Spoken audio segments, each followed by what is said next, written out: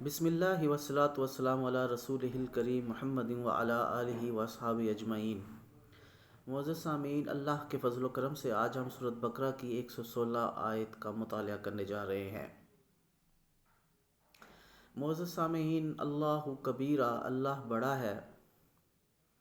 اور جب ہم کہتے ہیں اللہ اکبر تو اللہ سب سے بڑا ہے۔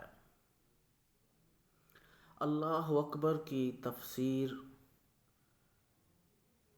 اگر ہمیں سمجھ لگ جائے تو ہماری ڈائریکشن، ہماری سمت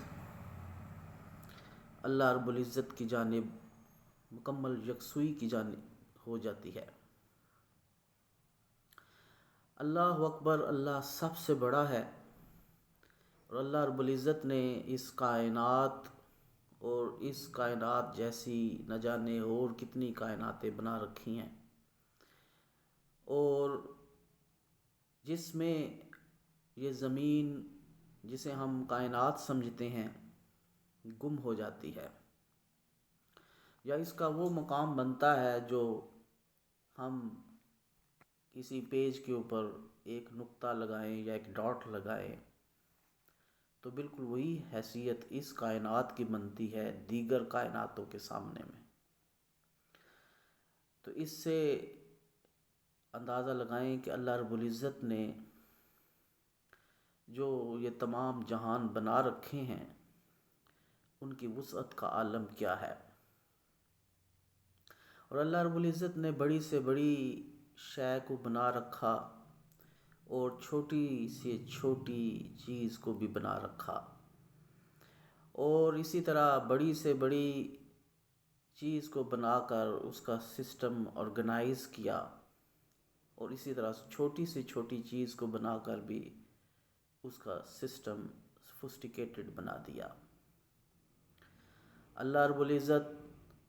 ایک سیاہ پہاڑ کے اوپر پڑے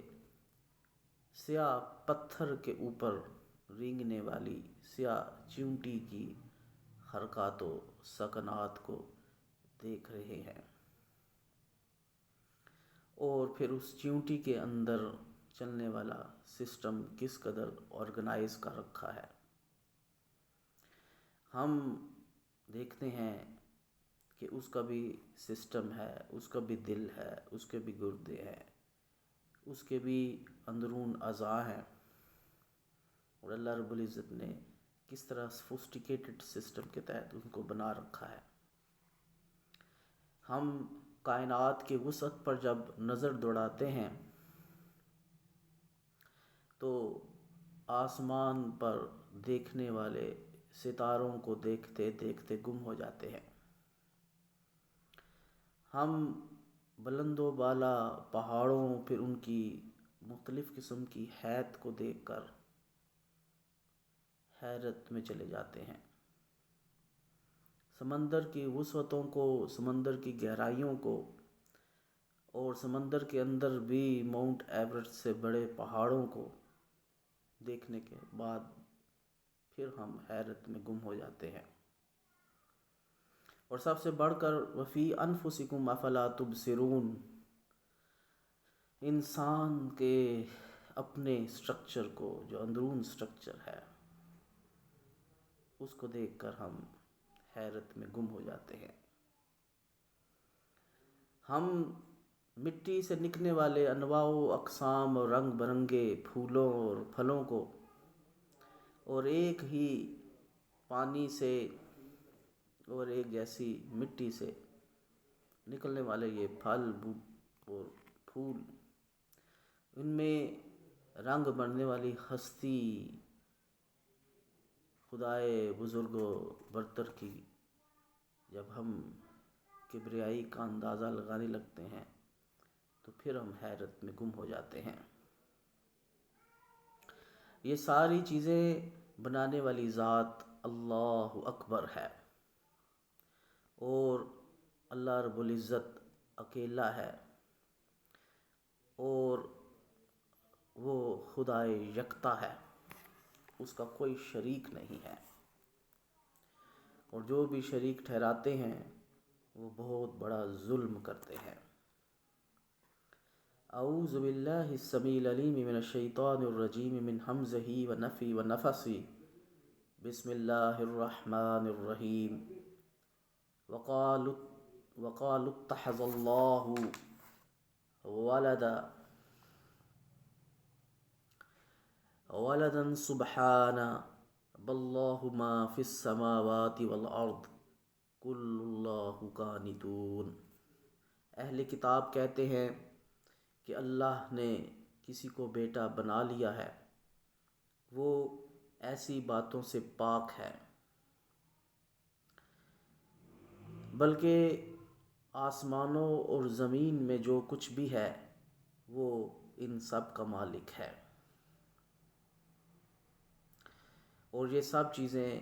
اس کی مطیع و فرمان ہیں۔ اللہ تعالیٰ کی اولاد قرار دینے والے یہود کہتے ہیں کہ عزیر علیہ السلام اللہ کا بیٹا ہے، اور نصارہ کہتے ہیں کہ عیسیٰ ابن مریم اللہ کا بیٹا ہے، اور مشرکین کہتے ہیں کہ فرشتے اللہ کی بیٹیاں ہیں۔ اس کی تردید میں اللہ تعالیٰ نے فرمایا کہ آسمانوں اور زمین میں جو کچھ ہے سب اسی کی ملک ہے اور وہ ان کا مالک ہے، لہٰذا تمام اشیاء مملوک ہوئیں، اور بیٹا شریک ہوتا ہے، مملوک نہیں ہوتا، لہٰذا اللہ کی اولاد ہونا ناممکن ٹھہرا۔ اور ایک صحیح حدیث قدسی میں وارد ہے کہ اللہ تعالیٰ فرماتے ہیں کہ بنو آدم نے مجھے جھٹلایا اور گالی دی۔ اس کا جھٹلانا تو یہ ہے کہ میں اسے دوبارہ پیدا نہ کر سکوں گا، اور اس کا گالی دینا یہ ہے جو اس نے میرے لیے بیوی اور بیٹا تجویز کیا۔ بخاری کتاب التفسیر، تفسیر سورہ اخلاص۔ وما علینا الا البلاغ المبین۔